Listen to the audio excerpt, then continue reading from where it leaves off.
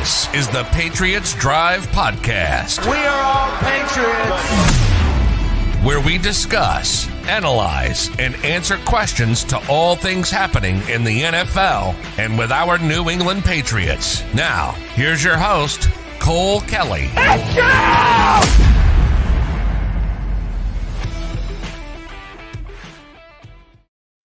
Welcome in to another edition of the Patriots Drive Podcast. Patriots defeat the Tennessee Titans, the 1 seed in the AFC, 36-13 in a big win at home. Patriots improved to 8-4 on the year. Currently the number 2 seed in the AFC. If Baltimore loses tonight to Cleveland, which that doesn't look great so far, 6-0 Baltimore.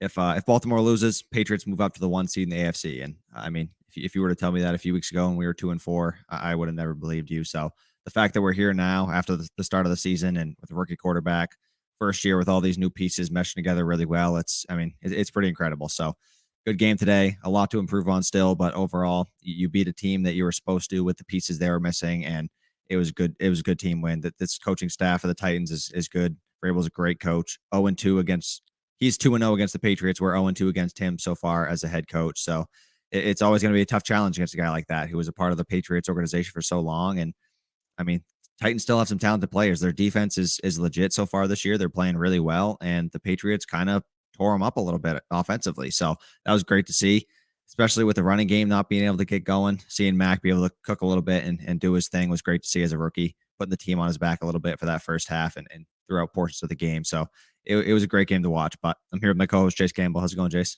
Going good. I'm excited. That was a big win. You know, we took care of business, like you said, like what we were supposed to do, and it looked shaky at times, but in the end, you know, you got the team win that you needed, and it could have been a lot worse. Like we could have probably put up 50 on these guys. If we don't go 2 for 5 touchdowns in the red zone, we punch even 2 more of those in and go 4 for 5, even 3 for 5, you're looking at 45 points right there. And it was a game that it could have been a lot worse for Tennessee, but they hung in there. We said it all week in our pregame show and everything else that the Titans are going to come in and they're not going to lay down, despite not having Julio, Derrick Henry, AJ Brown, a couple linebackers on defense, and they came in and, you know, they made it interesting there, especially right before halftime. And then, you know, we kind of pulled away with it, outscoring them 20-0 in the second half, pulling away for the 36-13 victory. So, you know, taking care of business is always good, especially at home. And this team just continues to improve and get better. And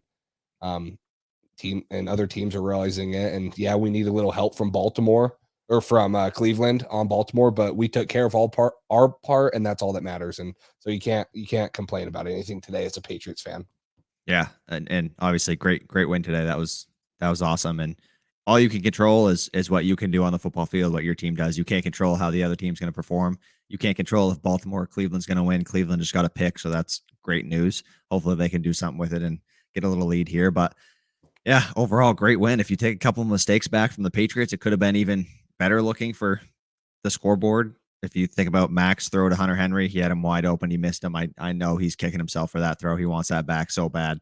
But if you take away that, you take away the big run before the half. If we get that third down stop, we're getting the ball back from Tennessee with a lead and probably could have got a field goal there, depending on where we got the ball in territory. So it was a good game. Could have been better. It was a little closer than it needed to be. I feel like at times it felt like we were dominating the game, but they were just hanging in there. And a couple big mistakes let Tennessee hang around for a little too long. And then eventually the floodgates opened up. And once you put the ball in Ryan Tannehill's hands and if you stop their run game and they don't have time to run the ball anymore, that's when the game changed. As soon as Tannehill had control of the game, that's when you knew it was over, because he can't do it by himself. He's not that guy. So it was good to see. I'm glad they put on the performance they did today offensively. Defensively, they made plays, even though they made mistakes, even though things happened here and there. They made big plays. They made enough plays to give us the ball back. We won the turnover battle, and when you do that, you usually win the football game. So overall, great game today. Yeah, Mac looked a little – I mean, obviously he didn't. He threw for 310 yards, new career high, 2 touchdowns, no interceptions, like no complaints there. But you saw a couple more passes. He could have had over 350. He missed a touchdown to Hunter Henry, like you said. That could have been 3 touchdowns right there. Like, he missed a couple throws, and, you know, a part of me wants to attribute it to the weather. He hasn't played in that cold of weather before. He practiced in it, but it's a little different in the games. And big time game there. And, Tennessee's defense was a lot better than what I think a lot of people have been giving them credit for, especially with all the injuries they had. They still came out and they played really tough. And Mac made them look, lesser than what they were at times, and found slots, found open receivers for big gains. But the Tennessee Titans defense came out and played good. And, Mac Jones missed a couple throws. There's one that Nelson Aguilar made a great catch on right before halftime. That was a little high. And there's another one on Hunter Henry too. Hunter Henry can't catch it because it's a little high. He gets a hand on it, but then it goes over him. He's wide open. I'm pretty sure that's on third down right there, or second and long or something to get a first down. So there's a couple inaccurate passes that we haven't seen in a while from Mac Jones. But for me, it's nothing to worry about. I mean, you're playing in your first cold weather game. It's a big moment. I mean, he's still a rookie quarterback, and a lot of us want to forget about that. But he's still a rookie quarterback playing a big time game for the number 1 seed. Like this was a massive game. And a lot of people, with how Mac Jones has been playing, how the Patriots organization is, kind of downplayed and said, oh, they're going to win. Like, yeah, we expected to win, but this was still a big game. And, maybe it was nerves, maybe it was weather, maybe it was just an off day for Mac Jones. But you saw a couple inaccurate passes, and saying that, he still threw for 71% completion percentage, 310 yards and 2 touchdowns. So you're sitting here complaining about that because of a couple throws, and now you're saying, oh, maybe my hot take of him throwing for 400 yards wasn't too off if he completes some of those and is a little more accurate. So, yeah, I was impressed with the offense today. The defense, a little concerning at times. The run defense, I would have never expected that. 200-yard rushers against us. Deontay Foreman goes for 109, and then Hilliard, a practice squad call it for him, goes for 131, and then the long touchdown right before halftime. I think it kind of woke New England up, because after that point, they kind of had that bend not break mentality where they gave up yards, but they didn't break. They didn't allow another point on the board. They had 4 turnovers. That's always great to see. 2 fourth down stops. I mean, the defense played for as bad as what we think they did. And Young Waffle says it here, run defense was concerning. You only given up 13 points right here, and you're holding up to 1 for 3 on fourth down conversions, 5 for 11 on third down conversions, 1 for 2 in the red zone. So, they still did some good things. Forcing 4 turnovers, that's never something to take lightly either. Those were big time. The 2 fumbles forced on the running backs, the JC Jackson one, massive. Yeah, the JC Jackson one, massive. The Godchow one was a big one to get some more points before half. So there's some big time defensive plays stepping up and making good time plays right there. And it was good to see, even though, they did look very frustrating at times in the run, stopping the run. Overall, I'd say Mac had 2 to 3 bad throws of what I would say were just not great. The one to Hunter Henry that he missed in the end zone where he was kind of wide open, should have been a touchdown. The one, I think it was coming at a halftime when they kind of drove down the field a little bit, and then he threw it right kind of into the linebacker's hands when Johnny was trying to run kind of like an out route. And he just, I mean, that could have been pick 6. That was not a great throw. It was kind of a few decisions back to back that were kind of just questionable for Mac, where his timing and his throws were just a little bit off. And overall, it's a rookie quarterback. Having 2 to 3 bad throws in a football game for a rookie quarterback is tremendous. His accuracy today was great overall. He had a few missed throws. If this is what he's going to do in the snow and in cold weather in Foxborough, we're in for a fun ride. If he's going to put up 300 yards, 2 touchdowns, and beat the number 1 seed in the AFC every time he plays in the cold and the snow in Foxborough, that's going to be fun. So obviously, he did have a good game today. I think that's another just box checked off the list of what can Mac do, and another challenge. Playing in cold weather. He's from Florida. He hasn't really played in cold weather. The coldest game he's ever played was 39 degrees in Arkansas. So that isn't really Foxborough weather. It can be snowy, rainy, cold. It can be 10 degrees. It can be 0. You never know when it's really getting into the January, February, if you make it there. So overall, I thought that was just another thing checked off the list. He did really solid. I thought he had a good game. And when the defense knew we couldn't run the ball and the ball was put in Mac's hands, he still played really well. We couldn't run the ball for crap. The Titans did a heck of a job stopping our run game early on. Those first 3 quarters, we couldn't do anything on running the ball. So the game was kind of put on his back.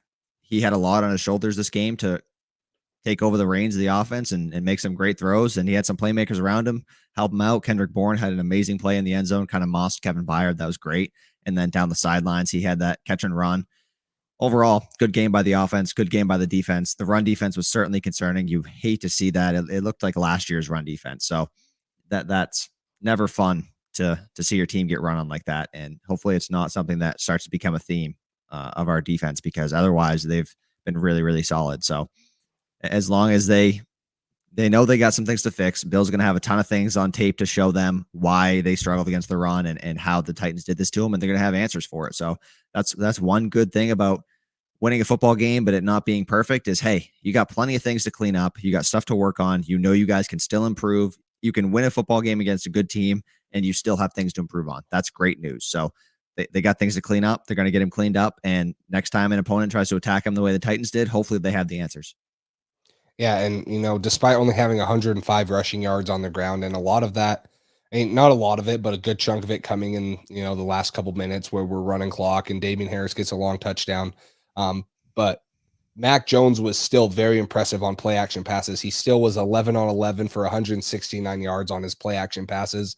That's a little surprising to me, especially the run game wasn't going. They weren't, I didn't feel like they needed to sell out that much. Jeffrey Simmons was dominant in the interior, and that's why you kind of saw more of a outside run game and more off tackle runs, counter trap actions in the second half, is because they were so disruptive in the middle, and it started to work. But before that, Mac Jones was making great reads. We saw a big crossing route to Johnny Smith, a couple other plays to Jacoby Myers, Kendrick Bourne, guys like that. Then he ends up going 11 on 11 on play action passes, and that's vintage Patriot football right there, right? Pound the football, pound the rock, and then play action pass off of it to Rob Gronkowski or someone. Then now you're seeing it with Mac Jones and Hunter Henry or Johnny Smith or someone. Like it's a very similar scheme to what we saw when Tom Brady was coming up and what he did in his prime. And so it was great to see, even with the run game not going, we were still able to find success in that play action pass game. And then, Young Waffle says it here. Cole's not a big Johnny Smith fan as of right now. Whoa. He's underperformed. Come on. You know it. I agree with you. He has underperformed, but he's going to go get his jersey. But I agree. They got him involved early, and I think they said that was his 5th rush attempt of the year on the tight end sweep, which was early. And then he had a couple catches for 49 yards. So he definitely, yep, there it is. I bet not a Jonnu Smith fan. I bet you haven't worn that this year because you're so disgusted. I wore it week 1 and that was it. 4. I've worn it twice so far. Twice. Okay, well, no, I mean, I think all Patriots fans have been disappointed, and they talked about it on the broadcast too. And I think it was Jonnu Smith or someone had mentioned it, that this is a transition year. A lot of people, have to adapt first year in the offense. And so he's still kind of getting there. He's battled injuries through camp, battled injuries through the season. So this was good to see him. It still wasn't, I wouldn't call a breakout game. He didn't have a touchdown. He didn't have, over 100 yards receiving, a big night like that. But to see him get involved with the rushing game and both the passing attack downfield, it was good to see him get going early, especially off the play action passes that the offense set up for him. Yeah, it was good to see him kind of get some touches, and they were mostly manufactured, but they were getting the ball in his hands and see what he could do. He went 3 catches, 49 yards, average of 16.3 yards per catch, along with 1 rush for 9 yards. So overall, he had 58 yards on 4 touches. It's pretty good for a tight end.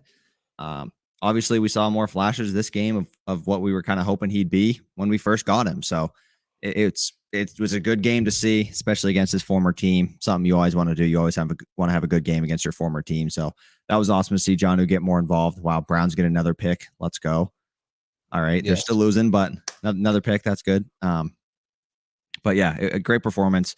Jonnu did solid. Good to see him get involved. And we'll talk about it more on the good, bad, the injured, and that stuff. But Kendrick Bourne is one of the most underrated signings this offseason. He has been phenomenal. He's a playmaker. The dude, anytime he gets the chance to catch the ball or touch the ball, he's making a play. He's doing something with it. And I've been so impressed with him this year. He is, gone way past any expectations I had for him when we signed him. I thought he was just going to be another kind of accent piece wide receiver, and he's been our most consistent receiver this year, I'd say by a good margin. Him and Jacoby Myers, but overall, he's just such a great signing offensively. To have a guy like that come in for the money he did and just be as big of a piece as he's been for us, he's been really great. He made that great catch, toe tap along the sideline, 50-yard, 40-yard touchdown, something like that. or 30s. Anyways, big play. He's making plays all over the place, every game, in and out, consistency. So I've been really impressed with what I've seen from him as well. Oh yeah, Kendrick Bourne on the year, 623 yards already. Jacoby Myers right behind him at 620. Both of them are averaging 51 yards per game. That's great for the passing attack, especially with a young quarterback, Mac Jones that can sit there, has confidence in those guys. They've been great, and I agree with you. You know, a guy that a lot of people, you know, maybe Nelson Aguilar was the bigger name free agent signing at the receiver position because of what he did. But Kendrick Bourne coming in has been great. He also has 5 reception touchdowns. That's only behind Hunter Henry, who has 7 on the Patriots. So he's been phenomenal. I'm so excited to have Kendrick Bourne on this team for an extended period of time. And people call him the Energizer Bunny. Like, you heard David Andrews say it today in the press conference. Like, he brings energy. He's fun to be around. He's excited. He loves the game. It's awesome to see Kendrick Bourne succeed like that. And it's just another example of New England finding a guy like that maybe was underutilized in another scheme, bring him here, and he's having a career year already. And we're only 12 games into the season.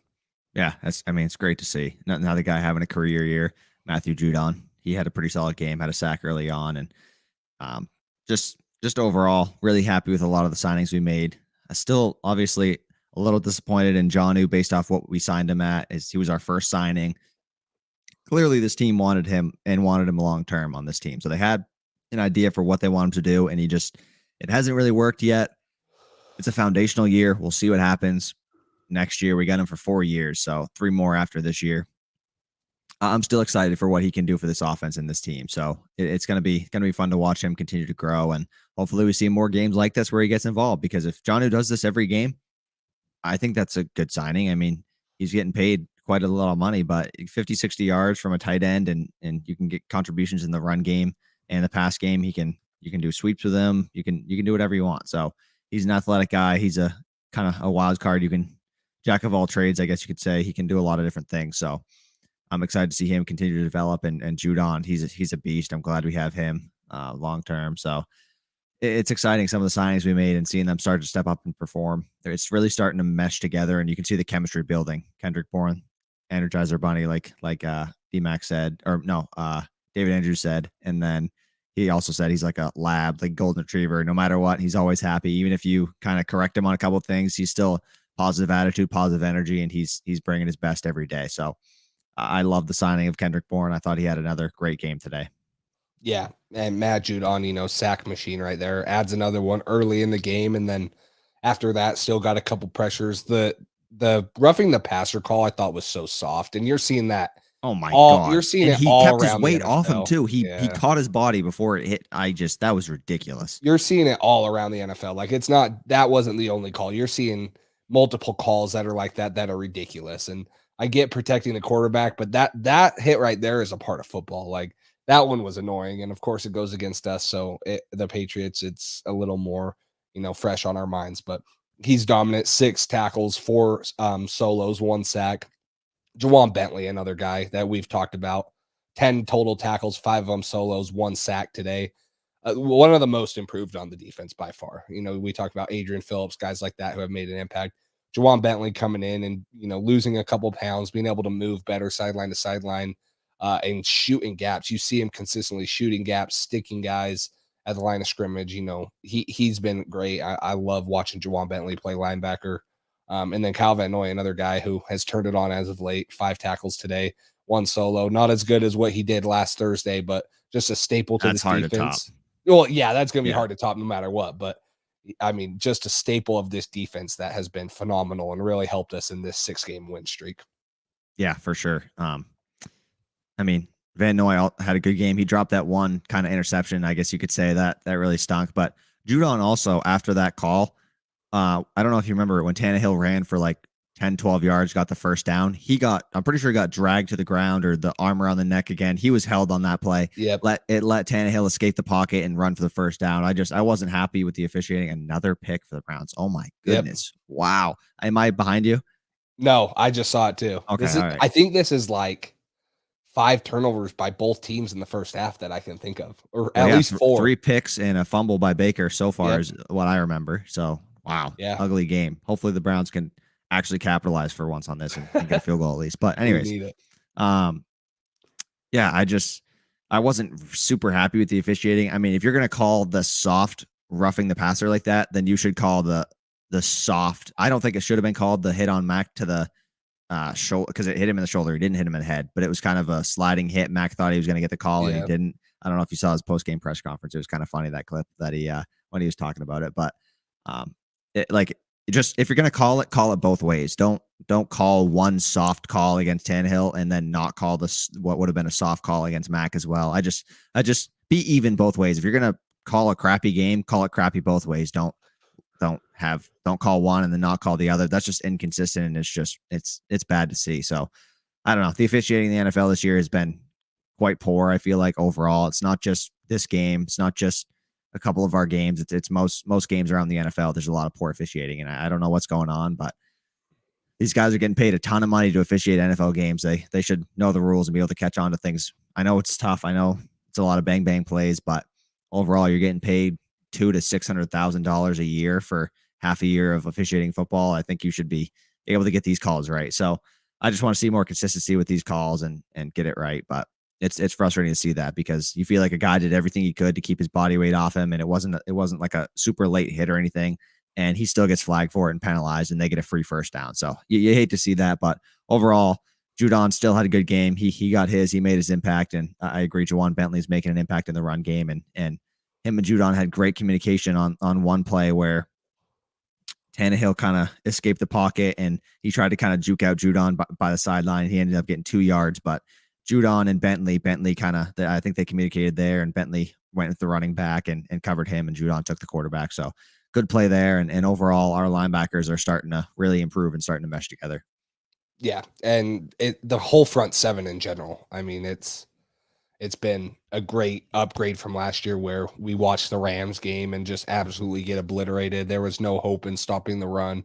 And outside of a couple runs today, I felt like New England did an okay job. I mean, obviously the big one before halftime, the one by first drive was great. Foreman.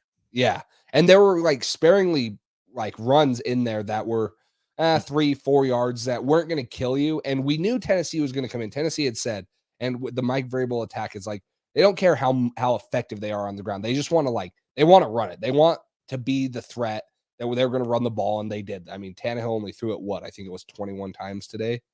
He was 11 for 21, and they had a total of 62 plays. So, I'm doing quick math, 40 plus runs right there? 41 runs. That's 41 crazy. Runs. Yeah, they're hitting a number, and their average, I mean, this is going to be way high because of the big long runs, 6.9 yards per carry. I mean, that's way too high. But outside of a couple runs, like you mentioned, the first drive, great run defense, and a couple other drives, good. But the one that kills you, I mean, you're going in, and first off, you missed the touchdown to Hunter Henry, right? You could have been up 20-6 right there. Big change in momentum. 3rd and 3, you give up a 68-yard draw. And I mean, I don't care. They can get the first down. Who cares? I don't think they had any timeouts at that point. They'd have to get on the ball and keep running plays and get down the field for a field goal. And Kyle Van Noy looks like he jumps inside of a block. He gashes us. Devin McCourty takes a bad angle, and then no one can catch Hilliard off the races. So that's the one that hurts you. And then the Deontay Foreman one was obviously a big run, but J.C. Jackson makes a great play coming back and punching it out, and Jalen Mills recovers it. So outside of a couple runs, I thought that the rush defense was okay, but consistently, I mean, when you have a team running 41 times a game, that's obviously because you're not stopping it well enough consistently. So there were times where it was good, and then there were times where it was horrendous. And that's why you see 270 rushing yards on 39 rushing attempts right there. It is insane. So you got to have that improve, especially the Bills coming up, which I don't know if they're as big of a run threat, but the Colts coming up in 3 weeks after the bye. Yeah. That game looks a lot different after this game. It does. And you got Jonathan Taylor, who just had 5 touchdowns 2 weeks ago and was held in check against a good rush defense against the Bucs this week. But when you got them coming to town and their offensive line, that's going to be a big game stopping the run. And you got to improve on this week's performance. Did Tennessee have any passes for negative yards? Because it says here on the stats, like on Google, like when you look up the game, it says Tannehill had 93 passing yards, but you go under stats and it says Tennessee had 85 passing yards. I don't know. I'd have to look that up. Yeah, I'm not really sure what happened there, but unless they had a negative 8-yard pass at some point from somebody that wasn't Tannehill, I feel like I'd remember that. But anyways, yeah, overall rushing attack, I thought our rushing offense would be a little more similarly lined up with theirs based on them missing Derrick Henry, but it's not a great sign if you get ran on like that in a game like this, big game, when you got one of the best rushing attacks, Jonathan Taylor, who's been an absolute beast running the football, best back in the league right now. He's the hottest back in the league, and you don't love to see that coming up on the schedule in a couple weeks. But at least we'll have the bye week ahead of time, so maybe the team can rest up. And that was one thing that I was talking about when we originally talked about the schedule. What I was worried about was this game was Derrick Henry's physicality and us being tired from it being this late in the season without a bye week. But we had like a little mini bye this week, a couple extra days off, and you hope to see a little more physicality there and us perform well. But overall, I mean, it's a big win, 23-point win against the number one seed in the AFC, even if they're banged up. They're missing a ton of guys, which is unfortunate for them, but hopefully they get healthy soon. Overall, a solid game. Numbers here, Ryan Tannehill, 11 for 21, 52% completion percentage, 93 yards, 1 touchdown, 1 pick. So overall, I mean, that's pretty crazy numbers. He didn't have to throw for a lot with their rushing attack, how good it was, but late in the game when the defense needed it and we made them one-dimensional and they had to throw it, they got nothing. They had nothing going at all. So that was good to see. Mac, obviously, 310 yards, 2 touchdowns, 72% completion percentage. He might set the Patriots record for all-time completion percentage in a season. He's ahead of Brady's 07 season right now, I think they said on the broadcast today. So That's wild. As a rookie, he's doing well. And for everybody, if anybody still thinks he's a check down king, watch this football game and tell me he's a check down king, because he was slinging the football all over the yard and he was making some really nice throws. He missed a couple, like I said, but it was a pretty close to perfect day for him in throwing wise and with his reads and who he was hitting. And he had a really good day. He really did have a good day. Yeah, Mac Jones's 6 passes of 20 or more air yards tied him for the Week 12 league leader, along with Las Vegas Raiders quarterback Derek Carr. Jones also had a 50% completion rate on those passes of more than 20 or more air yards, which tied him for 4th behind Josh Allen, Dak Prescott, and Zach Wilson. So, check down king, I don't think the stats are saying that anymore. Nope. And I think you saw that. I don't think a couple weeks ago when New England got the ball, so this game, New England gets the ball back with like 20 seconds left before halftime, and they're letting Mac Jones throw the ball down the field. I don't think you would have seen that 4 or 5, early in the season 6 weeks ago. Now this team, he has full control of this team. He's the Josh McDaniels trusts him. The offensive line trusts him. The communications there. The receivers trust him. This guy's earned his stripes. He's going to be here for a long time, and you're seeing the playbook open up from it. You're seeing him benefit, going 11-11 on play action passes, completing 50% of his downfield throws past 20 or more air yards. Like he's just doing it all effectively right now. Yeah, for sure. Do we want to throw out that link and we can get into the good, bad, injured and see what happens in there? Guys, we're going to throw out a link. I'll put it in the comments right now. So if you go to the comments and you click this link, this will take you. You have to be on Safari, but if you come in, make sure you have your camera turned off, but a microphone turned on. If it's on your phone, it's just going to be audio only. Audio only. We're going to accept some of you guys in here. We're going to just go a little live Q&A, probably one question each while we're going through this. We'll accept you in and have you on for a minute. So if you feel like doing that, go ahead, click that link we just shared in the bio or in the comment section, and we'll be in contact with you through a private chat once you click that link, and we'll invite you in.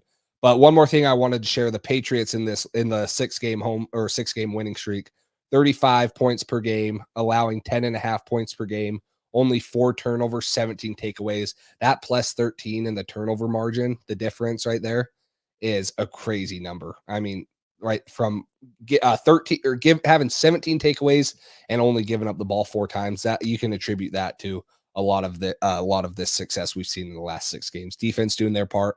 Mac Jones doing exactly what we've talked about for a while now, is not hurting the team at all. Getting in there, fumble issues have kind of seemed to go away. Knock on wood, right?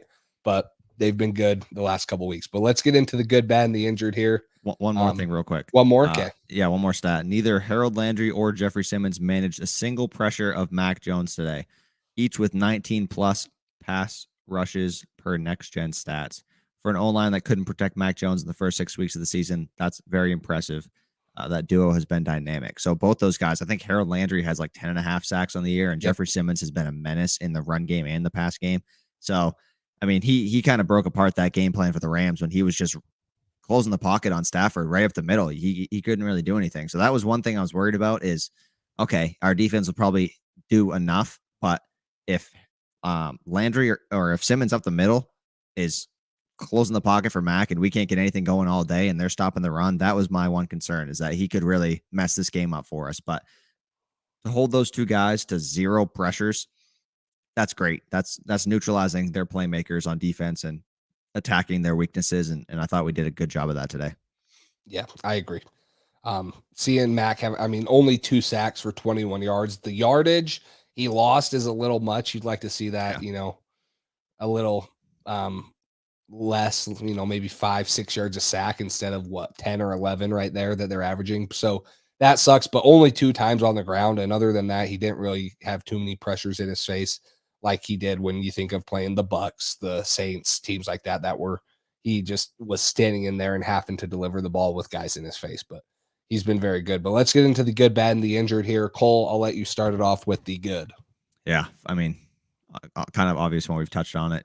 Kendrick Bourne, I thought he had a really great game. 5 receptions, 61 yards, 2 touchdowns, averaged 12.2 yards per catch. And he also, did he have any rushes? No rushes today. Just overall great game, especially if you think about his contract and the impact he had on this game.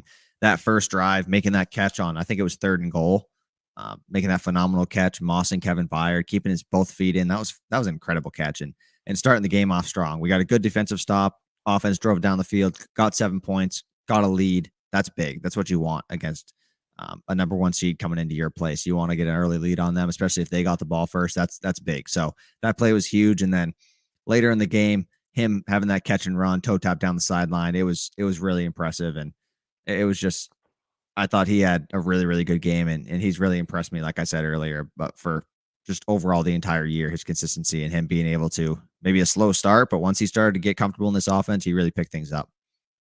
Yeah, that toe tap touchdown was incredible. The first one was incredible too.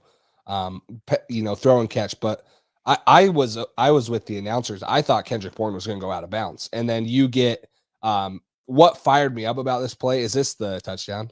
Yeah. What fires me up about this play is Jacoby Myers come in right here and doesn't blow the guy up. He doesn't get a flag, a penalty for a clipping or a targeting call, those stupid things. He just simply comes in, turns his shoulder, what we call hands up high screen. You just get in front of him and you are pretty much a screen like basketball. And Kendrick Bourne tight ropes down the sideline. I thought he was going out of bounds for sure. I'm like, I'll get the first down, get out. Freaking turns up right here. Yeah, you see Jacoby Myers just right there, get in front of him.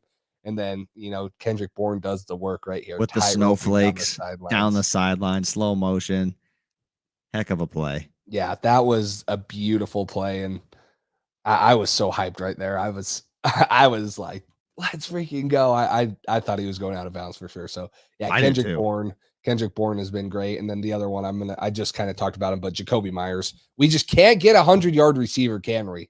Kendrick Bourne was close. I think Kendrick Bourne had 98 yards one game too, right? A couple games ago, he had 98. And then I thought he had one game with 100. No, maybe not. I don't think we've had a 100-yard receiver this year.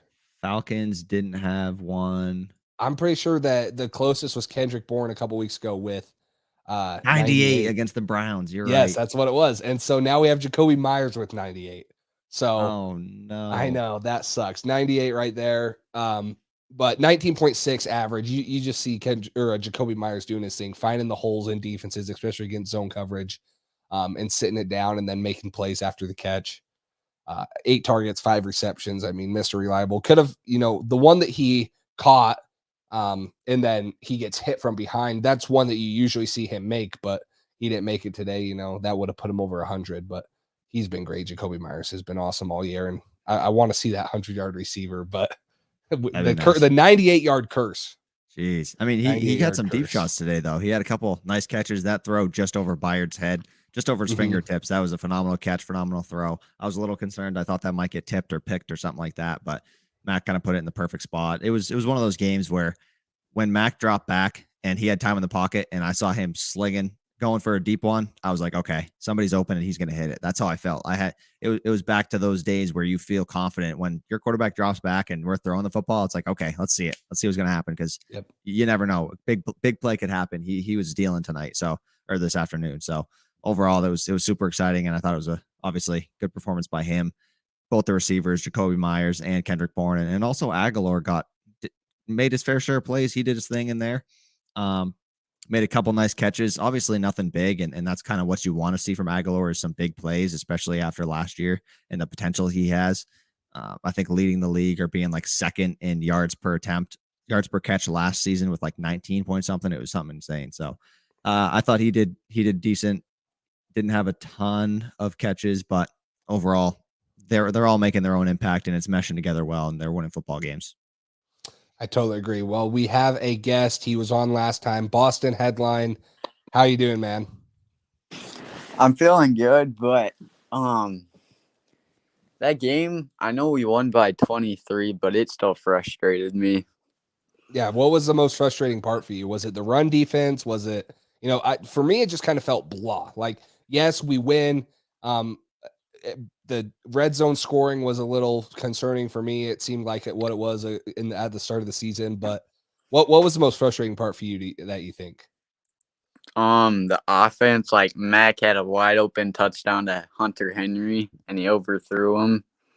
And I'd probably say the run defense as well, because there's no reason you should let a practice squatter run 68 yards on you and score a touchdown. But then as the game went on, I thought we did better. Yeah, for sure. Yeah. Go ahead, Cole. You got it. Yeah, I mean, just overall, the run defense was obviously, we touched on a little bit, was poor, especially against the guys that they brought up. If they have Derrick Henry and we face him in the playoffs, that's what concerns me, is if we got to face that monster of a dude rushing the football late in the season against us. So the good thing is hopefully it's at Foxborough instead of Tennessee, based on however the standings roll out, and we got a lot of big football games ahead of us to see where this team ends up in the standings. But overall, third down efficiency, we were 4 for 10. That's not great, like you said. That's kind of leans back towards some of the tendencies we had early on in the year. But this was something that Tennessee focused on a lot, was red zone defense. And Kevin Byard said it in an interview leading up to the game this week. He said that he kind of tried to diss Mac a little bit, saying he can dink and dunk all he wants, but once he gets to the red zone, if we do our job, we lock up, then we have a chance in this football game, we can win. So overall, I thought the Titans did a good job defensively. I don't really understand the concept of, okay, driving down the entire field, we can't run the football at all. We keep passing it, we have success. As soon as we get within the 10-yard line, 2 runs in a row for 1 yard total, and then third down and long in the red zone, and it's incomplete, and we got to kick a field goal. I just think if something's not working, okay, you want to run it on first down? Go ahead, run it on first down. If you get 1 yard or get stuffed to the line again, how about you use the next 2 plays to try to throw it, which we've had success with all game. So that was kind of my one concern, was kind of red zone play calling. If something doesn't work and you're trying it all game, try something different and try what works, especially in the red zone when every opportunity matters so much. Yeah, the Mac Jones thing for me, it's so crazy that we're sitting here and we're, picking on a rookie quarterback that's completing 71% of his passes, because that's what we've gotten accustomed to. That's how good he's been this year. And One or two missed throws. I agree. When he missed that throw to Hunter Henry, I didn't say anything because I was like in utter shock. I'm like, I was shocked too. He doesn't miss them. Like, he literally hasn't missed those at all this year. He maybe has had a couple other throws that have been but like a wide open, great play call, great route, he doesn't miss them. And so I was a little shocked. And I said it already before we got talking, but it was just a blah game for me. And that's crazy to say because we beat them by what, 23, 30, 13, 36, 13. Yeah. I mean, it's crazy for me to say that, but for the 2 for 5 red zone offense, like you put one more in there, you have 42 points, and you put 2 more in there, which You count the Hunter Henry run that you should have, and then like you said, if play calling is a little different, who knows? Maybe Mac Jones gets in there. Mac Jones might have a 380-yard day, 4 touchdowns, and we might win 50-13 on the number 1 seed in the AFC. So I agree. The score I have no complaints about, but it's the fact that we didn't capitalize on a lot of missed opportunities. So I don't disagree with you, Boston Headline. I think that that's, a good take, that there's some things that we see we have to clean up, because there would be, if AJ Brown, Julio Jones, and Derrick Henry were all playing in this game, it would be a lot more concerning than what it was today. Yeah, and real quick, I know this is the Texans, but Tyrod Taylor last week in a Texans win over the Titans, 14 for 24, 107 yards, no touchdowns, no picks. Mac Jones had 8 more attempts than him and went 23 for 32, 310 yards. So he had 203 more passing yards on 8 attempts. You break that up, that's, like 25 yards per attempt, if like past what Tyrod Taylor would have done. So it was pretty impressive. I know Tyrod Taylor's not a superstar by any means, but just what this Titans defense did to a Texans team that's obviously not great, but with Tyrod Taylor this year, they played some pretty competitive games. So I thought where the defense was holding up for most of the year, and obviously they held some other quarterbacks to some decently low numbers. They held Matt Stafford in check in that Rams offense. So overall, to see Mac have the day he did with this offense, it gives you confidence, and it says, hey, we don't need a number 1 big time receiver. Obviously it would help, but when we got guys that are all putting in a collective effort and doing their jobs and doing whatever their assignment is, and they're doing it well, we can win football games. So that was a big takeaway for me. Yeah. Well, Boston Headline, we appreciate you coming on. Do you have one more question or anything else before we let you go? No, I don't, but thank you guys for having me on here. No problem. I got it. Once I got to say, your new profile picture on Instagram's fire. With the Santa hat and the snow, it's fire. Just I thought I'd tell you that. What's your who's your offensive and defensive player of the game for this game? What you got? Defense, I was gonna say J.C. Jackson, and then for offense,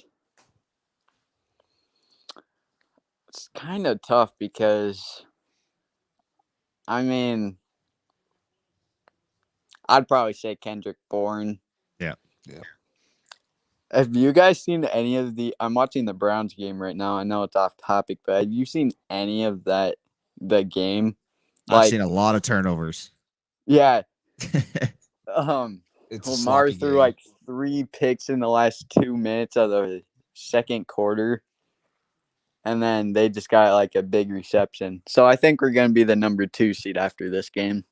That's probably kind of how it's looking, but I guess you never know. I'm a little late, so I'm just now seeing the big catch and the 2 flags thrown with Andrews. But yeah, Baltimore's not playing the best football this game. It's kind of been a pretty ugly game, but Baltimore's playing just as ugly football, and they're not capitalizing when they have opportunities. They had 3 picks and they got 0 or maybe 3 points off of it. That's you can't really have that and expect to win a division game like this on the road. So yeah, that's an ugly game. Probably going to be the 2 seed, but another thing that kind of stinks is that the Ravens play the Browns again very soon, and that's probably going to be another win based off how this game's going. So I don't know. Hopefully Baltimore has some losses in the rest of their schedule, and hopefully we can continue to play winning football, because we got a big one next week against the Bills.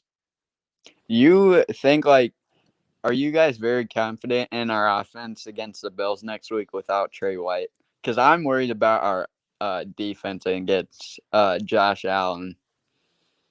The thing that worries me against Josh Allen is his ability to scramble. I think it totally changes the game plan off of That's what I'm nervous about. Yeah, off the quarterbacks we've been playing haven't had the scrambling ability that Josh Allen has. And their run game doesn't scare me. Now, Tennessee's run game didn't scare me without Derrick Henry, and that was proven wrong, but I think that Bill's going to get that in check. I do think this is different because Buffalo hasn't ran the ball at all this year with success. Tennessee has. Exactly. Their system is kind of built on they run the football more than almost anybody in the league. So that is kind of what they want to do. It's their bread and butter. Even if they don't have the same horses to do it, they still want to commit to it, and they're willing to do it. The Bills haven't had any commitment to the run all year. That's all they've done is throw the football, and that's what's made them have a little bit of struggles here recently, is that they've been one-dimensional. So I agree with you, though, about Josh Allen. His ability to be mobile and run around in the pocket, make big plays with his big arm, and he's a huge dude. So even if you got a corner on him one-on-one, I don't feel great that he's going to tackle him short of the sticks. He can move around. He's a little bit shifty and he's a big guy, so he's hard to take down. Yeah, and we'll get into this more in the pregame episode, but you're going to see a lot of probably man coverage and 2 high safeties, and that's what a lot of teams have been playing against the Bills to shut down these big-armed quarterbacks. You're seeing against the Buffalo, you're seeing it against Kansas City, you're seeing it against other quarterbacks that have big arms, success that we've seen Josh Allen have. So it's going to be a different game plan. I'm excited because, Cleveland doesn't look like they're that good of a contender anymore after we dismantled them. Tennessee with all the injuries, who knows? I feel like this is like a true test. And yes, we deserve to be 8-4 and we deserve to be where we are. I'm not discrediting that. I feel like this is going to be a true test. Divisional game on the road, Monday Night Football, 8-4 versus 7-4. You got 2 AFC East teams going at it. One that was in the AFC Championship game last year. I feel like this is a true test for our football team. I'm excited to see him play. And yeah, the Tre'Davious White injury sucks for Buffalo, and I think that New England is going to find a way to, take advantage of that, who's ever out there on limited experience and limited time. But I don't think that that's going to make a huge difference. So he's a great player, but New England does so many different things. So the last thing I had before I got off was, do you think they put J.C. Jackson on Stephon Diggs or Jalen Mills? I absolutely think J.C. Jackson, and maybe even with help, just with how that's been. Oh boy, touchdown. That's no good. J.C. Jackson wants to guard the number 1 guy. I won't be surprised if they mix in zone though. Just how heavy of a zone team they've been and how efficient they've been playing it. If that's what's working, then keep doing that and mix in man coverage and blitzing and whatever you need to do when you need to spin the dial on him and do different stuff. And maybe on 3rd down, you want to send a blitz and play man, whatever you want to do to him to try to confuse him, whatever has been working. So if man's been working, stopping him, continue to play man. And I think J.C. Jackson on him, obviously didn't do phenomenal against him last year in the second game. I think the first game he played him, he did pretty solid. I think he got 1 pick, but overall he led up a couple big plays. I think he's a different player. I think he's improved from what he was last year, but I wouldn't be opposed to Jalen Mills with safety help. But J.C. Jackson, I'd of course rather have our number 1 on theirs.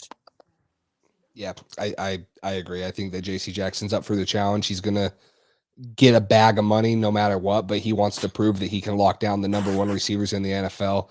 The stat that they threw up today, in the last 4 games, J.C. Jackson's been thrown at 12 times, allowed 2 completions and 4 interceptions on those 12 times thrown at him. So he's going to be up for the challenge. I think Bill, trusts him, and I'm excited to see him bounce back because I just know J.C. Jackson's personality, the underdog mentality, the chip on his shoulder that he's had ever since he's came in to the league undrafted. He's going to be, jumping at the bit to get out there and prove that he can hang with a number 1 receiver in the NFL. So, yeah, I want to see J.C. Jackson against him. This would be the last thing to check off his list for that big bag of money he's looking for at the end of the year. He's done it all this year. Turnovers, great fumble play he made today, locking up a decent amount of receivers later in the year. He struggled a little bit early on, but he's been great since then. And this is a big test. If you're going 1-on-1 against Stephon Diggs, one of the best route running guys in the league, he's been phenomenal this year. A little less than last year, but he's still one of the top guys in the league. So 1-on-1 against him, if you can hold up, and especially a big divisional game, Monday Night Football, primetime television, Eli and Peyton, and then Lewis Riddick and the other guy there. So it's going to be a big game, big opportunity for him to get a big bag of money, and I think he'll be up to the challenge. It's just it's going to be tough stopping Stephon Diggs fully. For sure. Well, Boston Headline, thank you for coming on again. We appreciate you. We'll talk to you later. Thanks for having me. No problem. Have a good one. See you. See you. All right, and then let's get back into the good, bad, and the injured here. Did you have a second guy that you said? For the good, I think I said Kendrick Bourne. Then you said. Then I went with Jacoby. Oh, Jacoby Myers. Yep. So you're back up with your good. Mac was good, but I think we've talked about him enough. So I'm going to go defensively. I'm going to say, you know what? I'm going to go with Jalen Mills. I thought he was kind of in there on a fair share of plays. Yep. Obviously, he missed a play here and there. He had I think 1 or 2 receptions let up that I can think of, but he made a couple big tackles in the open field, and he was in there recovering the football, making a big play after JC did his thing. So I'm going to give Jalen Mills some credit. I thought he had a good game. Overall, people have been crapping on him a little bit this year, but I think he's doing his part as much as I could expect him to play at outside corner. He's been exceeding my expectations. So I got to give him some love on that one. Michael, what's up? We appreciate it. Two goats. How's it going, Michael? You got Brady and Mac Jones on the screen. Is that what you're saying? The two goats. No, I agree. Jalen Mills, obviously following up that fumble recovery, pursuing down the field, getting that, and then he had a big PBU on 3rd and 3, 3rd and 4, towards the end of the game. So yeah, I was impressed with Jalen Mills. I'm going to stay on the defensive side of the ball. I'm going to go with another guy that had a turnover, Devon Godchow. We've talked so much about Christian Barmore on the interior. Godchow was great today. 7 total tackles, 6 solos. Yes, the run defense was atrocious at times, but I thought Godchow was great. Forced the fumble, got a QB hit. I thought that he was great. I loved the Devon Godchow stepping up there, because really it was kind of a quiet game for Christian Barmore. Only 3 tackles. One of them were solos. You didn't hear of too many interior pressures from him. So to see a guy like that, pop up in the individual stats, especially with 6 solo tackles when we allowed 270 rushing yards, that's good to see. I'm excited to go watch the film on him and see how he was. And I'm sure he had, a couple plays here and there where he was out of gaps or missed a couple plays, because when you give up 270 yards, it's not just on one guy. It was a collective effort. But looking at the stats right now and, thinking back to the fumble he forced, the quarterback hit that he had, good Devon Godchow was definitely the best of the interior defensive linemen today. Yeah, I thought he had a good game as well. You could see him involved in the run game and kind of making some stops when we had a stop and that great play on the fumble. So I thought he had a good game as well. We kind of already talked about JC. He's an obvious one, kind of like Mac was. So I'm gonna go with something we've kind of mentioned a lot recently, and that's Nick Folk. Yes, he missed that one. It looked like, based off the 45-yarder he just hit before that, and then it was 53. He hit that on way too much of a line drive. I don't think he needed as much leg as he thought he did, because he hit that 45-yarder and it had plenty of space behind it. I think if he hits that with that same swing, I think he probably makes that. So that one was obviously a little weird, but inside 50 yards, he's perfect this year. Went 5 for 6 today. Had a 52-yarder, I guess it looks like, as well. 83.3%. Overall, he had 18 of our 36 points. So he beat the Titans by himself, basically. So I think Nick Folk has been a pillar of consistency for this team, and just seeing what the Titans had to deal with today is it makes you appreciate what you have as a kicker. When somebody, you don't really have to worry about it. When he's on the field inside of 50, 48 yards, I'm not really concerned he's going to miss it unless it's bad weather or something's crazy's going on or he's injured. I feel pretty confident that 90% of the time he's going to make that field goal, and that's great to see, because today for the Titans, I'm sure Titans fans, anytime Bullock went out there on the field, they're probably like, oh my goodness, here we go. We might as well go for it on 4th and 20 instead of send this guy out here. So it kind of makes you appreciate what you got at the kicker position. Yep. And then this is my last good, but I'm going to go Trent Brown and Isaiah Wynn. We talked about the two in the guys that we limited, Jeffrey Simmons and Harold Landry in the pass rushing game, at least. Pass protection, great today. 2 sacks, 21 yards. I'd like to see how many total pressures they had once that stuff comes out, probably, tomorrow or later. But I'm excited to see how well they held up in pass coverage, because from 5-6 weeks ago, before this winning streak started and our offensive line was being changed up every week, and Mac Jones had to deal with pressure in his face, every other snap, if not every snap, and had to step up and deliver accurate throws with guys drilling him. It's a night and day difference seeing that. And, attribute that to Trent Brown coming back, attribute that to Isaiah Wynn being healthy, finding some stability on the offensive line. So pass protection, I'm going to give a good right there. Run blocking, no. Maybe not so much run blocking, but just the whole running game in general. We'll get to that. But pass protection, I'm going to give a good. Yeah, I agree with you there. I'd say I don't have anybody who kind of jumps out as a large good. I would say fourth quarter rushing offense, when it counted and we needed to run the ball and they knew we were going to do it, we were able to run it on him, which was odd, but came up big. Ramondre had some really nice rushes. He's a really physical player who refuses to go down on the first hit, and that's great to see. He's always fighting for extra yards, so you love to see that. I thought he did good in the fourth quarter. That also was attributed to our offensive line, and that Damien Harris touchdown, he was running behind Trent Brown, and he did a great job. So I thought that was kind of a good, I guess you'd say, on my list. A couple guys I want to kind of throw in there as an honorable mention who had some nice plays. McCourty, that pick for JC, and people also kind of, I don't think, really realize how big of a play that was, because if he just knocks that down and doesn't tip that up and JC catches it, we have the ball at the 2-yard line.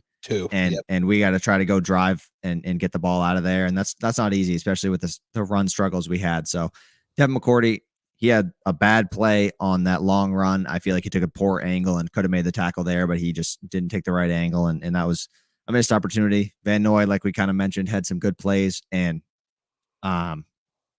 Adrian Phillips is always kind of consistent for us. He's making plays here and there, along with Kyle Duggar had that huge hit on Hollister, I think it was, one of their wide receivers, sent him out of the game. Like, oh my goodness. I would not want to run a slant route and have Kyle Duggar on the other side of it trying to catch that football. I mean, wow, he lays the boom. So those are another few guys that I thought had solid games. Yeah, I agree. Per says right here, Monday Night Football, the Bills is supposed to rain, turning to snow with some wind. Hopefully we can run the ball really well and force Allen to throw. That plays into our hand. Yeah, and I think that this is one of the ones where you look at it and you go, well, maybe not so much, because Buffalo's used to playing in snow and stuff also. But I think that Josh Allen is still very susceptible to making some decisions with that big arm. He wants to push the ball down the field. There's going to be some times where I think New England can take advantage of that. And I think that it's going to be big this week to make them one-dimensional. If Buffalo could run for 200 plus yards like Tennessee did today, we're in for a long day, because Josh Allen will have a heyday, especially with the receivers he has. Dawson Knox has been an emerging tight end. It will be scary. And then Michael here, do you guys ever watch Flight react to the Patriots games? I watch him like every couple weeks. I don't want, he cracks me up with He's the such stuff a he clown. says. So if I'm like in the mood, I'll watch it, but I don't watch him every week. But he is a funny guy. But it certainly gives you a laugh watching his reactions and stuff. But I don't know if I can't. And I don't know Flight, because I've never really watched any of his stuff, except like when he pops up on Patriot stuff, I kind of watched him, and I knew he did like I think he did like basketball videos and stuff, 2K stuff like that. But I don't know if this is like a bit he does or if he really has no idea. But I don't know if he pretends to not know any of the players' names or anything that's going on. And he's so critical. If they make one mistake and then and I think this has to be a joke, obviously, but he's like, I would have broke that tackle out and made that catch and ran it the whole way. It's kind of just funny to see some of the stuff he says. And I hope he's not serious, because if he is, he needs to be mentally medicated for some of the things that he says. Yeah, he has some bad takes, almost as bad as Nick Wright and some of the other Patriots hate. But I did see the You Ain't Randy Moss. That was one of the few Flight ones that I watched this year. That was funny. Yeah. So they won't be able to run the ball against us. They haven't been able to all season, and their own line is trash. Yeah, I don't think that they're a potent, talking Buffalo, they're not like a potent rushing team, but they do run the ball effectively at times. They're 12th in yards per game this year, just under 120 yards per game. They're 118 rushing yards per game, which I think that's surprising to most people. Is that allowed or? No, that's per game. That's how many rushing yards they have per game. Wow, they're averaging more than us. They are. They're averaging 2 more yards than us. And I wonder if that's them being up big in some games and running the clock down. Yeah, I definitely think that you can attribute it to that. I mean, you think because they currently don't, like, when you watch their games, you don't say, "Oh my goodness, I'm scared of them running the football." It's all big passes. That's just they love throwing the ball and they don't like putting it on the ground. So when you're just talking rushing attempts per game, true. They're only averaging 25. That's a good point. Yeah, Josh Allen does have a lot of rushing yards per game. They're only averaging 25 carries per game. We're averaging about 28 carries per game. So I think a lot of it, comes into Josh Allen scrambling, being up in a lot of these games. So yeah, I think that they can run the ball. Now, what makes it them be so, potent at running the ball is their passing attack is so good. And if you're not stacking the box because you're worried about Stephon Diggs, Dawson Knox, guys like that, then they could run the ball. Most NFL teams are going to be able to run the ball if you're not stacking the box in the right personnel. So it's going to be interesting to see. I have total trust in Bill. Bill's going to know what to play against the Bills. He's going to know how to stop them. He's going to know what he wants to be in. So worried about Mac playing in cold games because he's playing in the South where it's warmer. I think we kind of saw that today. Yeah, Cole, go ahead. He hit on this earlier. Yeah, I mean, he did solid. Like I said earlier, 39 degrees was the coldest game he played in college. Was in Arkansas, I think it was, or against Arkansas. Um, Overall, it's a little bit of concern, but he's practicing in it every day. This first year is going to be a bunch of challenges, and we're going to see what he has. And I think today was a good start to that. He had one of his best games of the year. Threw the ball really well, and um, like Brady said, when it gets colder and it snows, if it's wet, whatever it is, the defense slows down, but my mind doesn't. So hopefully Mac has that same mentality and he can kind of do some of the same things and continue to be good and mentally tough in the cold weather, because he's been a tough son of a gun so far this year. And I think adversity is something he's good at bouncing back from it. And he's been great this year at pretty much everything he's done. And I don't think I don't think he's going to let cold weather get the best of him. And he said he's been asking Brian Hoyer a lot for tips on that and how to deal with it and what to do. So it's good to have a good veteran presence in that locker room who's been through it all and been in New England a ton. So he knows what the weather gets like. He knows how cold it is, wind, rain, snow, whatever the conditions. So I'm not too concerned of it. Obviously it's something that we got to pay attention to. And as it gets colder and colder, that'll be kind of more of a topic, but overall, I'm not too concerned. He's been up to the challenges so far this year, so I think he'll be able to overcome it. For sure. Well, do you want to get into your first bad from today? Yeah, my first bad was just overall red zone and third down efficiency. Just we touched on it a little bit, but overall didn't do great in the red zone, and on third down we struggled a little bit at times, 4 for 10.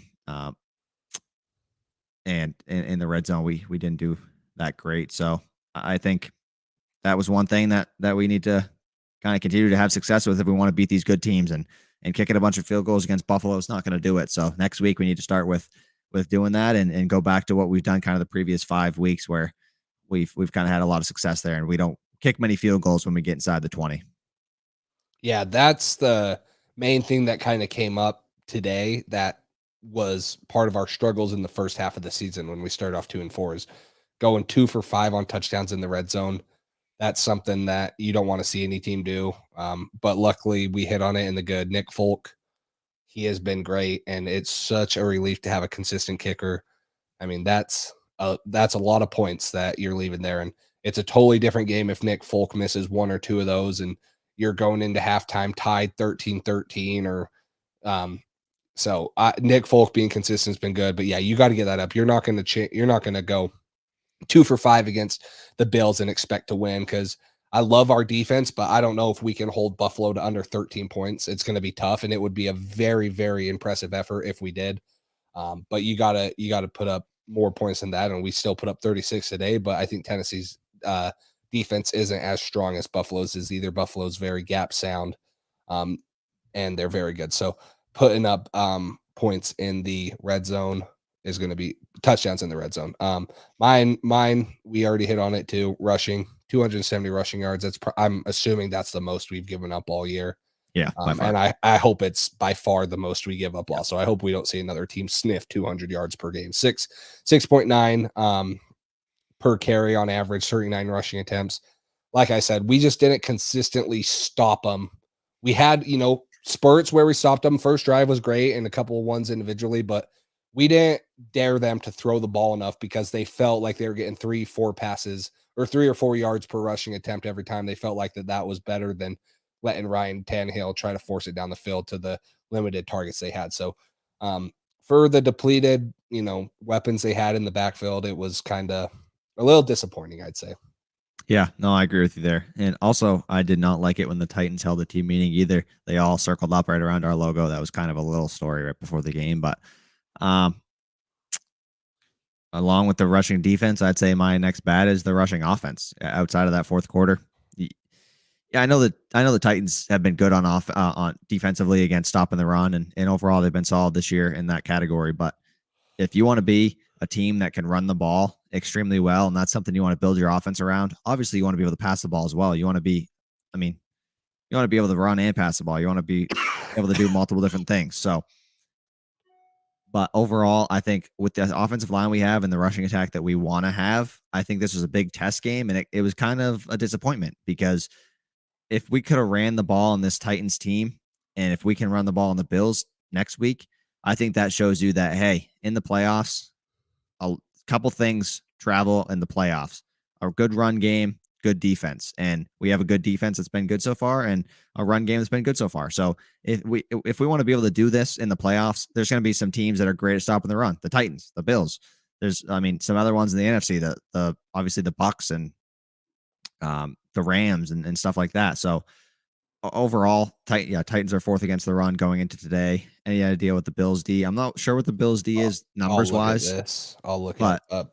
Yeah, but overall, I'm pretty sure they're pretty solid against the run. Their defense has been one of the top in the league all year, so that kind of includes rushing and passing. So if we could go ahead, you got the number. Oh, I was just gonna say, so Tennessee's allowing 97 yards per game. Buffalo's allowing 96 yards per game. So Buffalo's defense, yards per game wise, rushing is a little bit better, barely by a yard. So that's kind of scary, is that they're performing that well. So if we want to have success in the playoffs, they did let the Colts run all over them. Jonathan Taylor is different than Damien Harris, unfortunately. I wish Damien Harris was the same as Jonathan Taylor, but that's not really a knock against Damien Harris. He's a great player, but Jonathan Taylor's in a different stratosphere right now. I mean, he's in a league of his own in the NFL currently with the way that he's playing. So if we want to have a shot in the playoffs and make a deep run, we're going to have to be able to run the football on whoever we want, because that's going to travel and that's going to win us football games. If we can run the football on whoever we want, sets up the pass even better, opens things up for our offense completely. If we become one-dimensional like we were today, that's not going to work against everybody. It worked against the Titans because they are kind of banged up, and maybe we just had a good game today and we did our thing. But overall, you can't rely on that being able to be one-dimensional. You need to be able to run the football and pass the football. So that was one thing that I was disappointed in today. Yeah, I would have thought that New England was going to come in and continue to be, and when you look at the numbers, 105 rushing yards on the day, it's not horrible. But a lot of that was fourth quarter. Exactly. That's what I was going to get to is, and John was 9 of that. Yeah, a lot of it you're looking at, okay, we're running down the clock and we're just going to run it no matter what the down and distance is, because we're going to force you to take a timeout or take 40 seconds off the clock. So that's where the concerning part was, is we didn't get it going early. And if we get it going early and Mac Jones was still on fire like he was, completing the ball, and he had over 200 yards at halftime, like if we could have had the run game going like that more effectively, who knows what else it could have opened up for the offense. And the offense was still pretty dang good and had a lot of explosive plays in the first half. But if we get that run game going more consistently, and then you look at the numbers, we're only averaging, we rushed it 24 times and had 4.4 yards per rush. Like, it's not horrible. It's just consistently, and compared to what we've seen, it's not where we'd like it to be, especially early in the game. So I agree with you on that one. Is there a way to split that up by quarter? Do you know? What up by quarter? Stats wise, like, can you look at how many rushing yards were in the fourth or anything like that? Do you know? For today's game? Yeah. I do not know. I think we'd probably not this early. We'd probably have to. I can do that real quick if you want to. Yeah, but overall, Mac Jones and Jonnu Smith accounted for 20% of our offensive rushing attack, which is kind of ridiculous. And in that fourth quarter, I guarantee we got probably 50 to 65% of our total rushing yards in that fourth quarter, if I had to guess, just off the top of my head. Because anytime we were running the football in that first half and the first 3 quarters, I don't remember a run going for more than 5 yards. I personally, besides the Jonnu and Mac ones, I don't. So it's just, it's tough to see. Late in the game, they did it when they needed to, which is great to see. That's awesome that when we really needed to run the football and we were running on the clock, they knew we were running, we knew we were running, and we ran the football and had success and ended up getting a touchdown. That's great. But overall, first 3 quarters, if you can't do it, sometimes the fourth quarter, if you can't run the ball first 3 quarters, that last quarter, you might be behind in the game and you might not be able to run the football. So overall, I think throughout the game, we got to have more success with that. And it can't just be the fourth quarter. 59 in the fourth. Okay, so over half. So you think you take off almost 60 yards from the 105. We're at about 46 yards. 46 yards through the first 3 quarters. So that's 15 rushing yards per quarter. And if you take away the 46 yards, so max rushes were in the third quarter, right? I believe. So if you take away, you're talking about the QB sneak. Well, he had 2 rushes. The one that he thought was a first down in the third quarter, and then the QB sneak. That was so funny. That was pretty he hilarious. Totally thought it was a first down. I thought they were going to call it too. He said he thought it was a flag or whatever. That makes more sense if he did. But overall, if you take away Max 11 yards rushing and Jonnu Smith's 1 rush for 9 yards, our running backs in the first 3 quarters ran for 26 yards combined. Mm-hmm. That's 8 almost 9 yards per quarter between our running backs. You can't have that. Like that's just not good. The fourth quarter was great. That's what you want to see. That's how you want to see the rushing attack be throughout the whole game. But overall, first 3 quarters was pretty poor, and that definitely has to improve if this team wants to continue to play good football and continue to win against good teams. Yeah. I mean, I knew that we had a lot of it in the fourth quarter, but when you hear 59, almost 60 yards, especially to the 105, that number could have been scary low if you don't have that success. And yeah, we still win without having that. But to think of where our running game has been, where we have been averaging the last 3 games, we have been 4th in the NFL, averaging 156 yards per game. And we're sitting at about 45 yards going into the fourth quarter. I mean, it was great. It's credit to Tennessee. It's credit to Mike Vrabel and the game plan, but then it's also like that's a little concerning and gonna have to pick that up. So for me, my last bad, I don't really have like a lot because you talk about it was just kind of a bland day, and I think we hit on a lot of the team stats that weren't very good. So I don't know. I don't want to give like a bad to the running backs because like Ramondre Stevenson, he had a dang good run. I mean, one and Damien Harris ends up finding the end zone, and we kind of lump the running backs in with the offense and the whole rushing attack. Like running backs could have done better, offensive line could have done better. A lot of things could have gone better in the rushing game. So I don't really have another bad that comes to the top of my head. I will say Miles Bryant didn't have his best game. That's today. The exact person I was just going to say. Miles Bryant, especially some of the plays downfield that they made. Westbrook Nakina, is that how you say it? Some of the plays that he made, and then obviously the touchdown and stuff, which wasn't on Miles Bryant, but some of the catches that he made downfield. And Miles Bryant, there were times where, you're sitting there scratching your head like, what is he doing? I think it was the long pass to Westbrook Nakina on the flea flicker that was on Miles Bryant, right? I think you're right. Yeah. I think that's the one that comes to my mind, and then a couple other ones. So yeah, I don't want to nitpick, but if I had to pick someone, that's the exact guy I was going to say was Miles Bryant. Yeah, and I mean, I don't think he did horrible, but it's just, I don't know. Overall, the first few weeks, he was filling in really good for Jonathan Jones, but I think we're starting to see that hole open up a little bit. I mean, 13 points still. I mean, this offense was depleted, the Titans offense. They were missing so many guys, but 13 points against an NFL team. You're still doing really good the past few weeks, but I think that whole, if we had Jonathan Jones right now, that's a different story. And I think this cornerback position, I think we'd be talking about this defense as the for sure best defense in the league. If we weren't missing him, that's a big loss, and people don't really think about that as much as they should, I think. So I'm a big fan of Jonathan Jones. I think he's the most underrated corner probably in the game.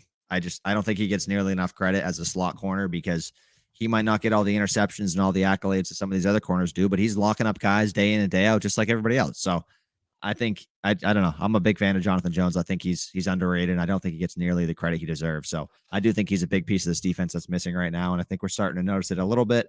And I still think Miles Bryant's doing a great job filling in for him. He's not Jonathan Jones, but he's playing really solid football so far. I thought he did have a down game today, but I don't think he was horrible. He didn't make any huge mistakes like over and over again, anything like that. But if I had to put somebody, I'd put him as well. Brown's touchdown, he says. I'm watching it right now. It looks like it might have bounced. Oh, no. It definitely bounced. So it looks like that one's coming back from Njoku. It was a little pass. Yeah, it looks like it's close. They're showing it. My angle's kind of bad. Gosh, it looks like it hit his leg. It looks like it hits his knee. So they'll review come on, that. We need that. We need that. We'll get the call here in a minute. That'd be huge. Yeah. Other than that, I thought Brandon Bolden had a couple of nice plays. He's done solid since I kind of trashed on him a little bit one of the earlier games. He's been doing pretty solid. Rune Dog, what's up? How's it going? He's been doing solid. He's making his fair share of plays on third down. Early in the game, he had a third down in like 10 or 9 where he got a little screen or a little check down, a little screen pass, whatever, and took it for the first down and just barely got it. He's making some plays when we need him to. So I thought he had a solid day. I mean, nothing crazy, 4 receptions, 54 yards, but that's averaging almost 14 yards per catch. That's pretty good for Brandon Bolden. Shouldn't ever be a factor in the run game, but in the passing game, he's doing his job. Yeah, when we first heard of the James White injury and we're sitting here and we're like, oh, how do we fill that? Do we make a trade? Do we sign someone? And Brandon Bolden, the first couple of weeks, we're sitting here bashing on him. And I think that he's kind of, he's improved week by week for sure. And Josh McDaniels and Mac Jones have found ways to get him the ball creatively and in space where he can make things happen. So yeah, I've been impressed with Brandon Bolden the last couple of weeks, and he's no James White, but he's definitely filling a role that I thought we needed. Yeah, for sure. And I think this is a good point. I can't remember if we touched on it at all, but Pat struggled a bit because they had like no film on any of these guys. That was one thing I was a little bit concerned about was, hey, yeah, they're missing all these pieces, but also they just made like 13 roster transactions a few days before this game. They were changing things up. We don't have film on any of these guys because they're practice squatters. We don't know what they're going to do. All their tendencies mean nothing this game because this is a whole new offense and we don't know what their game plan is. So I think first drive we had success, but I think other than that, we started to see kind of some of the holes open up of they were doing different things and they brought out the flea flicker and stuff like that. So they tried some different stuff on us to confuse us and get some big chunk plays. But overall, holding them to 13 points, getting a win against this football team, which is struggling a little bit, but they're still a good football team. Great coach, great defense. And if they didn't have Ryan Tannehill at quarterback, maybe they'd be better. For sure. Michael, it stands. Touchdown Browns. Let's go. It's going to make it. We need that. It's going to make it most likely pending a PAT, and me and Cole are a little behind because we're streaming it. Yes. Going to make it 13-10, 39 seconds left. Hit his leg and then his hand. Perfect. So it's going to be 13-10, 39 seconds left in the third. So still a lot of football. We'll try to wrap this up so we can go watch that and secure the 1 seed. But no, do you have anything on the injured? I don't remember anyone really going out with injuries. Only thing I saw for sure was Dante Hightower early in the game. Came back in a couple plays later, but it looked like it was like an eye. Yeah, I don't know. For me, like turf went up in his eye. I don't know what it was. That's the exact thought I had was that was my guess. Got a turf in the eye or something because walking off, holding the eye, and dude, I don't know if any of you have ever gotten turf in your eye. Hurts, dude.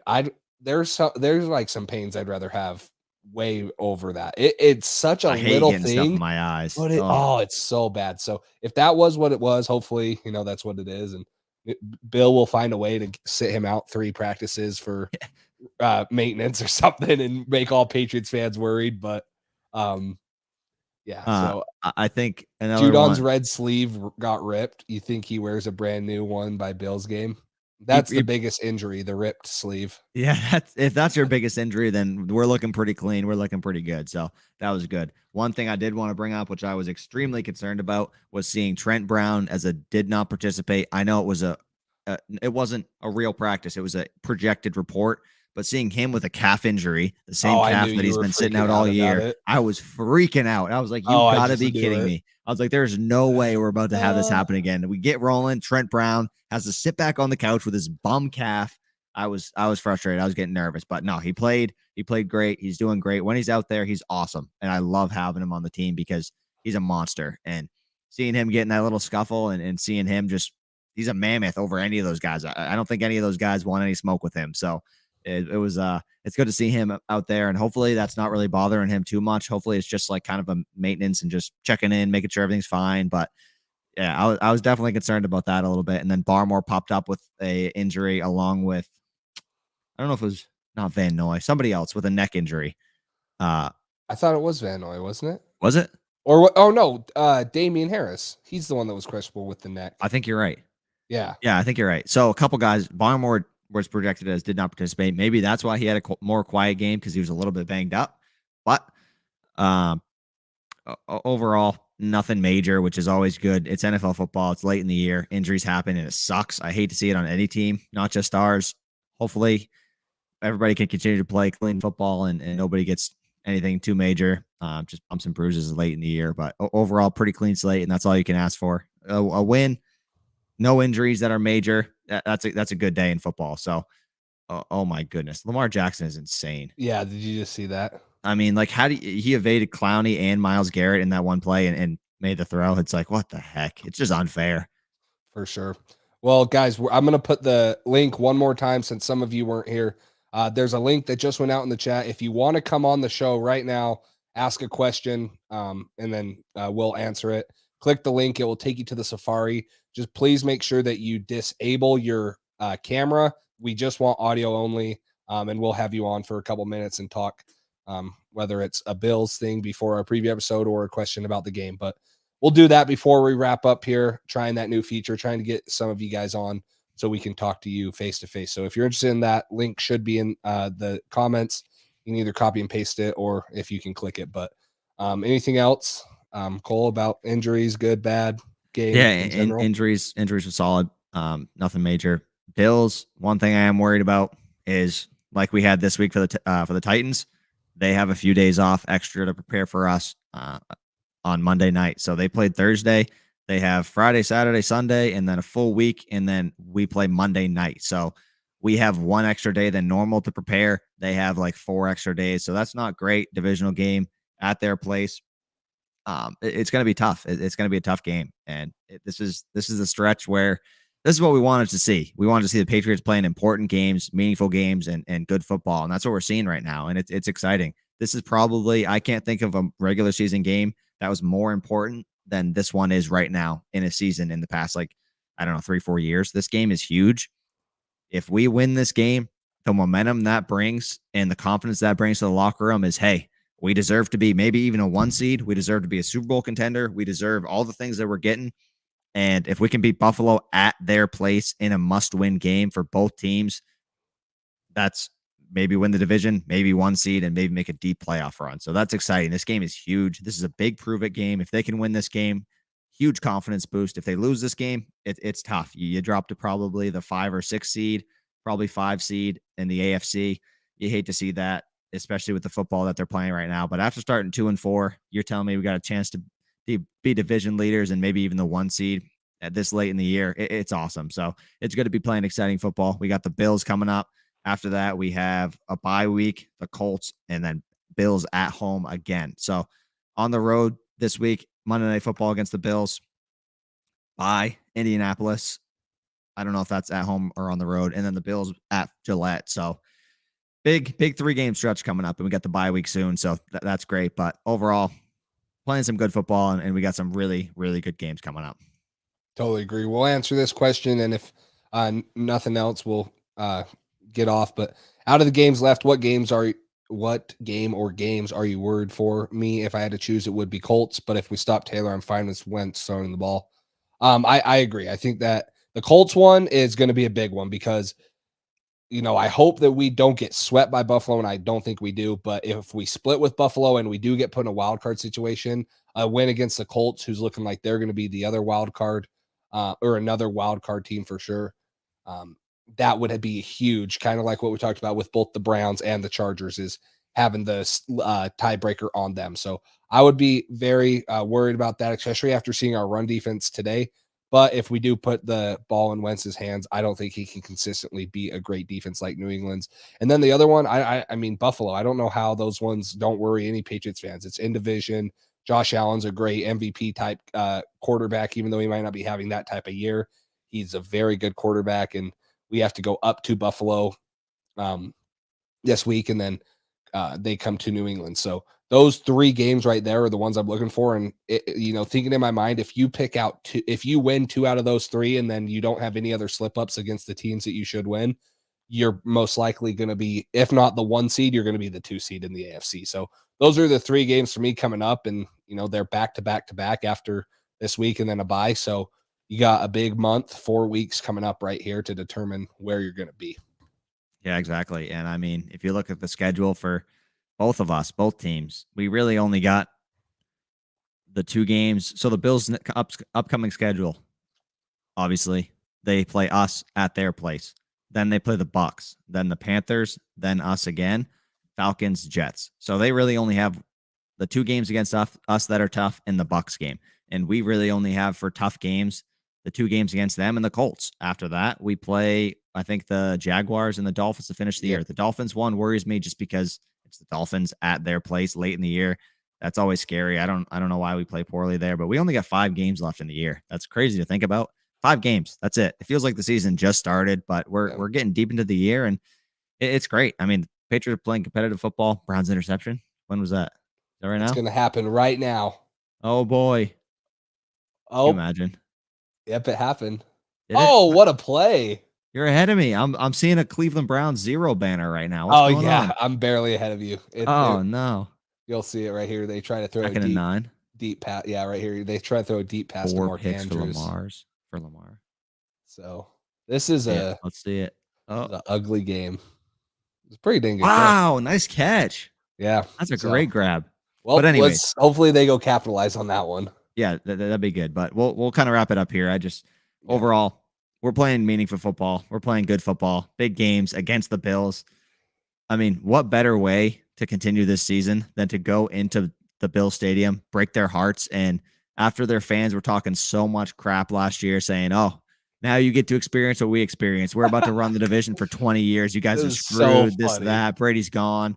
We're ahead of you in the standings right now, and we got an opportunity to beat you guys and really capitalize on this and put you guys to second in the division." How would that feel after the year they had last year? So that'd be great. But overall, you also got to look at the other side. If we lose this game, it sucks. It's a big kind of mood killer in the locker room, and then it would be a real must win with the Bills coming to Gillette. So if we can win this football game, the confidence and what this would do for this team, and not only standings, but just confidence and morale and everything, would be huge. So, yeah, we're currently a 3-point underdog in the going into the Bills game on Monday Night Football. I love it. Back to underdogs. We'll take it. Whatever. Hey, doubt this. You already know happens. The narrative this week is going to be they just beat a Tennessee team that had no one. Blah blah blah. They're going to downplay it, and there's going to be some people that are going to be high on the Patriots, but this is the Bills, the team that everyone picked to win the Super Bowl, and so the narrative's already going to be, yeah, Patriots can't do it, but I love it too. I agree. Last thing, did you see Super Cam? Pat's missing him. Pat's almost beat the Bills. Cam choked. Yeah, that fumble, that's heartbreaker. Hopefully not, or you hope that we would go down and score to win that game. You never know if we would have, but the fumble definitely was killer. And then, yeah, I want to see Cam succeed, but he, I think that Bill, I'm watching. Have you started The Man in the Arena on ESPN Plus, the Tom Brady documentary? Yep. I've finished the 2 episodes so far. Yeah. So just watching that and thinking like what Bill did to Drew Bledsoe, like, no, we're going to go with Brady. He's the guy. Like, it's so similar to Mac, right? Like, it might not have been the popular opinion at the start of the year to go with Mac Jones. And it looked rough there for a couple of weeks, although Mac was performing, but the team wasn't. But I don't know any Pats fan right now that is complaining about 8-4 and first in the AFC East and almost first in the whole AFC. So if you're still complaining and you still want Cam Newton as the Patriots quarterback, you probably should, learn to control your ego and admit that you're wrong, because this team is in great shape with a rookie quarterback here and the greatest coach of all time. So I'm excited to see this game coming up on Monday night, but that's it for me. All those fans who said at the beginning of the year when we released Cam, what are we doing?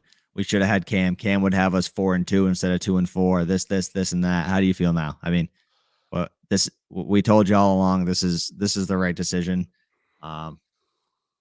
Watching The Man in the Arena really shows the berries that Bill Belichick had, being that young, like that early in his coaching career for the Patriots, and they just gave Bledsoe $100 million extension. Yeah, and you say, hey, highest paid quarterback in football history.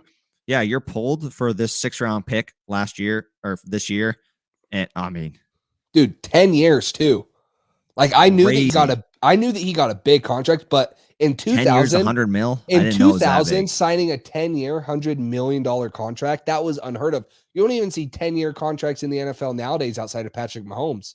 Yeah, you're seeing 5-6-year ones, and who knows when Josh Allen signs his, and some of these other guys that are still on rookie contracts. But 10 years in 2000, and then they come in and they start the 6th-round pick, and the rest was history. So yeah, I think Allen did sign his extension though, right? Did he? I think so. I thought he signed it this offseason. Maybe I missed something. Yeah, 6 Oh, year, 6 years, 200. 258. You're right. Yeah, yeah. But Has yeah, Man Lamar in the Arena signed is great. his? No, not yet. Nope. Yeah. That's What gonna is be it? that's gonna be a big Yeah. one too. Yep. What was I gonna say? Yeah, Man in the Arena is great. I didn't know that he had internal bleeding and all that stuff. I thought it was just like maybe bruised ribs and like concussion stuff like that. I didn't know it was that bad to where he was like he blacked out, passed out, and he was losing a shit ton of blood. And I mean, I didn't know it was like that. So that's It was cool to scary. see It Drew was serious. Bledsoe at the game today too with Robert Yeah, that was Kraft, awesome. and then you saw did you see Gostkowski when they first mentioned he was at the game? I'm like, oh, he's probably in a booth. He just looked like a random fan out there with his cup of hot chocolate in a beanie in the stands. Did you see that clip? I didn't see him. No, They showed him on TV, and he was in the mass of everyone. Like, could you imagine just going to your seat and all of a sudden you're like, is this Steven Gostkowski by me? He was just in the stands, like a random fan, had hot chocolate, gloves, beanie, hoodie on, like looked like a normal fan, just chilling in the stands. It was was he repping the Pats or the Titans? Oh no, the Pats know? for sure. All right. Well, I mean, he just Yeah. kicked for the Titans last year. He probably doesn't Exactly. love them though because they cut him. So, but he did Yeah. horrible. That was a bad year. But I think the Ravens might have just got the football. No, No, they dropped it. dropped one. Okay, Yep. perfect. So All right, we'll take that. But yeah, we'll let you guys go. Yep. We'll have that breakdown on the Bills game upcoming. We'll probably do that Wednesday, maybe Thursday. We'll see. Gonna be a tough game. If you got one game not to miss this year, this is gonna be the one. It's gonna be a tough game. This is the most important game of the year so far. So tune in. It's gonna be great. I'm curious which broadcast you're gonna watch. Probably not the Peyton Manning cast, because when it comes to the Patriots, I'm not too into the joking mood, and I love listening to Manning and Peyton and Eli, but if something happens, I think I'm just gonna go with the normal ESPN one. Now, if Booger McFarland was still on the normal ESPN one Monday Night Football, I'd go with the Manning cast. And I do like Louis Riddick, and I think he's doing a good job doing what he's doing and breaking down stuff outside of that. He's been a big fan of Mac Jones since before, like the pre-draft process, and when we got him early on, he's been a Mac supporter for a long time. So I'm excited to see that. He should have wore half Pats, half Titans jersey like those Tom Brady. Oh my God, I hated seeing that at Foxborough.